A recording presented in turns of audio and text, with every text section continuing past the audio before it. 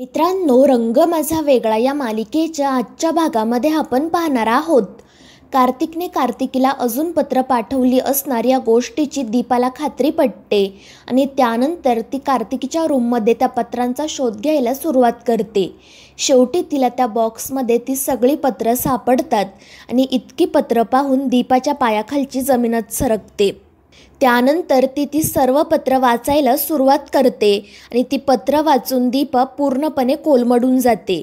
ती रडतच स्वतःशी म्हणत असते, म्हणजे कार्तिक गेली 14 वर्ष कार्तिकीला ही पत्र पाठवत होता आणि तिच्या मनात माझ्याविषयी विष निर्माण करण्याचा प्रयत्न करत होता. पुढे ती म्हणते की कार्तिक, मी कल्पना देखील केली नव्हती त्यापेक्षा खालच्या पातळीवर तू गेला.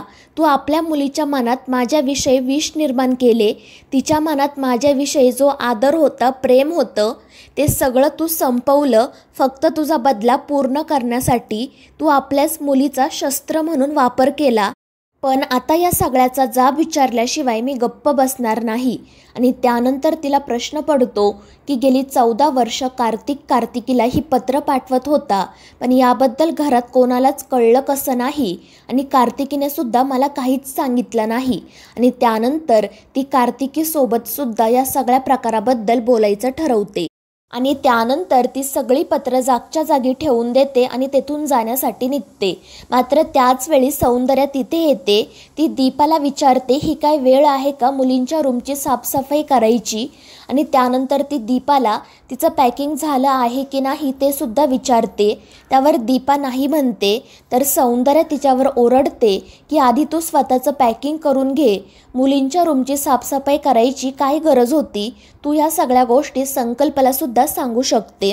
आणि त्यावर दीपा फक्त हो म्हणते. त्यामुळे सौंदर्या तिला विचारते की दीपा, काही झालं आहे का? कारण सकाळपासून तू खूप शांत आहेस, काही प्रॉब्लेम तर नाही ना?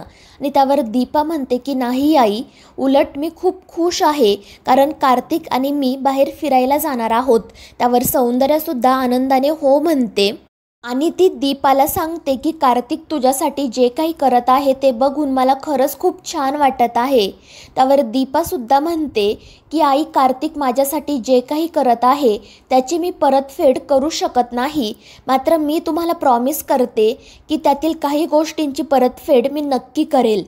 त्यानंतर सौंदर्या तेथून निघून जाते. तर दीपा नाराज होत मनाशी म्हणते की आई, मला माफ करा कारण मी तुम्हाला आत्ताच या सगळ्याबद्दल काही सांगू शकत नाही.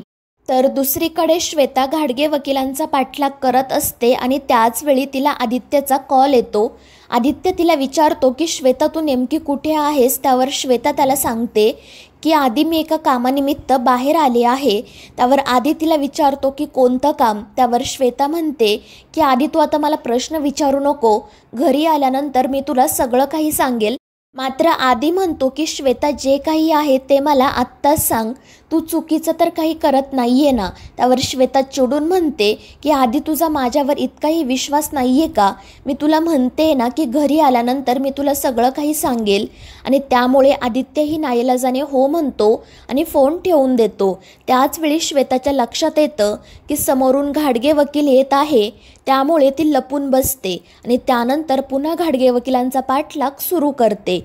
तर दुसरीकडे कार्तिकीला हॉस्पिटलमध्ये पाहून दीपिकाला खूप आनंद होतो. तर कार्तिकी तिला विचारते, नकुल इथे आला आहे का? त्यावर दीपिका म्हणते हो.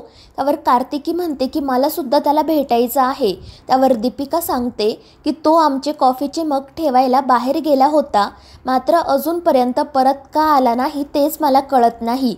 आणि त्यानंतर ती कार्तिकीला विचारते, पण तू अचानक इथे कशी आलीस? त्यावर कार्तिकी तिला सांगते, कारण तू तुझा टिफिन घरी विसरून गेली होती आणि तोच घेऊन मी इथे आले आहे. आणि त्यानंतर ती दीपिकाला विचारते की आर्यनसुद्धा इथे आला होता का? आणि आर्यनचं नाव ऐकून दीपिका खूप चिडते.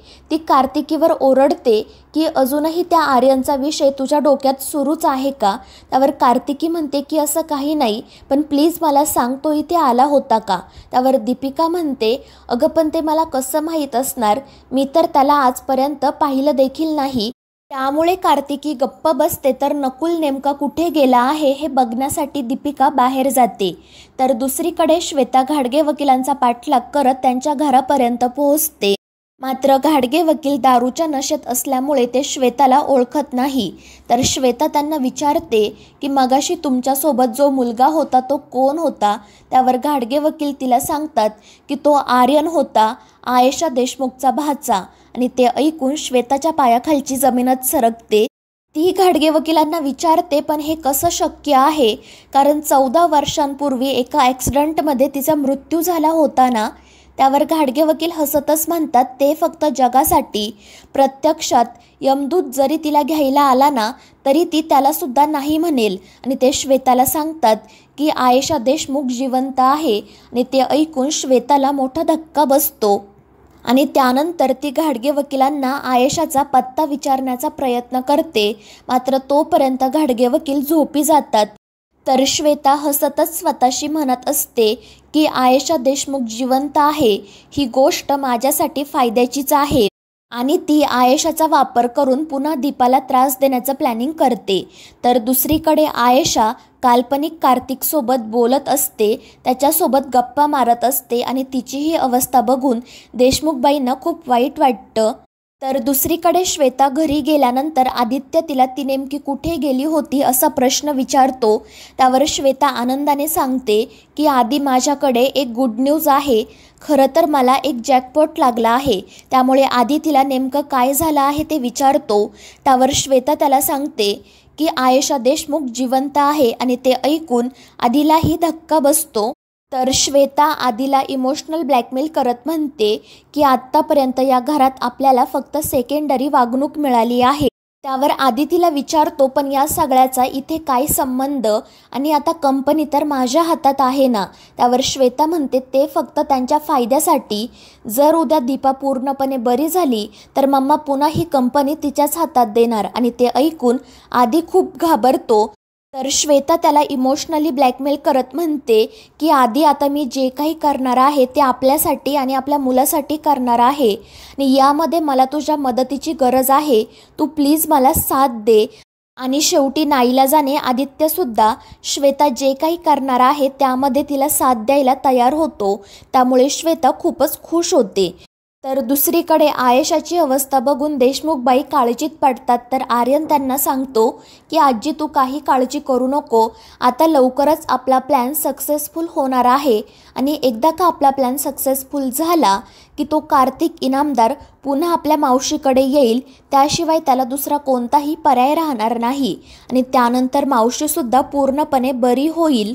त्यावर देशमुखबाई म्हणतात की आर्यन तुला जे काही करायचं आहे ते लवकर कर, कारण आयेशाची अवस्था दिवसेंदिवस वाईट होत चालली आहे.